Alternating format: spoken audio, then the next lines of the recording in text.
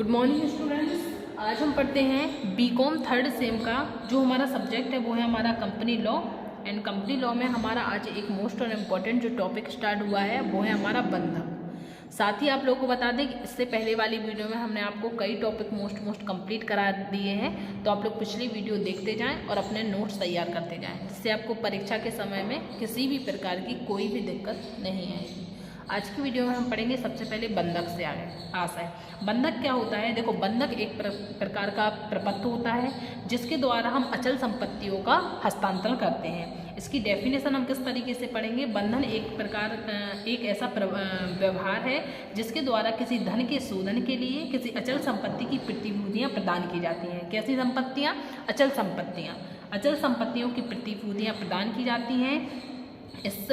इसमें संपत्ति के हित में हस्तांतरण की जाती है। चल संपत्तियों के अधिकार को जिस पत्र के द्वारा दिया जाता है, जो हमारी कंपनी में चल संपत्तियां होती हैं, चल संपत्तियों को हम जिस पत्र के द्वारा अधिकार पत्र के द्वारा हस्तांतरण करते हैं, उसी अधिकार पत्र को हम क्या कहते हैं?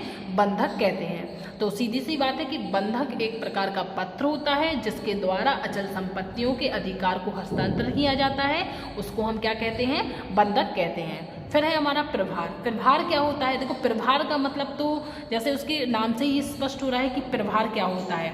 प्रभार से आशय कंपनी की चल एवं अचल संपत्ति पर कंपनी के द्वारा लिए गए ऋण को शोधन करने के लिए केवल प्रभार उत्पन्न करता है। सीधी सी बात है, जब कंपनी किसी भी प्रकार के, चाहे वो चल संपत्ति हो चाहे वो अचल संपत्ति हो, अगर उनके द्वारा ऋण लिए जाते हैं तो ऋण लेने से उनके शोधन करने से क्या प्रभाव उत्पन्न होता है, क्या प्रभार उत्पन्न होता है, केवल उसी से लगाया जाता है। इसमें जो प्रभार होता है, प्रभार दो प्रकार का होता है। एक तो होता है हमारा, देखो हमने दो भागों में डिवाइड किया हुआ है, चल प्रभाव, दूसरा है हमारा स्थिर प्रभाव। चल प्रभाव क्या होता है?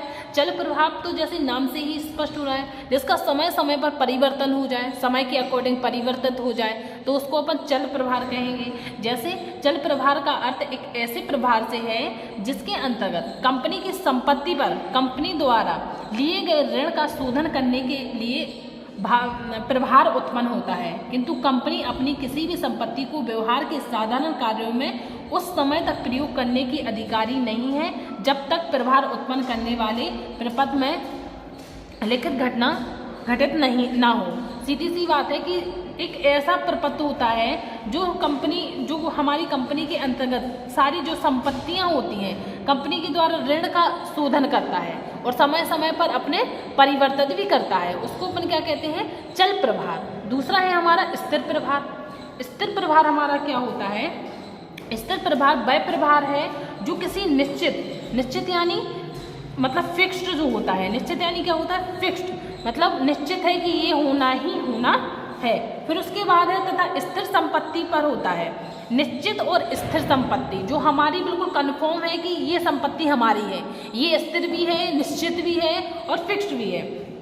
यह स्थायी प्रकृति का होता है और चल प्रभार की भांति समय समय पर नहीं बदलता। जैसे कि हम आपको पहले ही पढ़ा चुके हैं कि जो चल प्रभार है वो समय समय पर बदलता रहता है, लेकिन स्थिर प्रभार एक ऐसी प्रकृति का होता है जो कि निश्चित, स्पष्ट, ये समय समय पर बदलने वाला नहीं होता है ना। तो प्रभार हमारा जो है, प्रभार को हमने दो भागों में बांटा है, चल प्रभाव और स्थिर प्रभाव।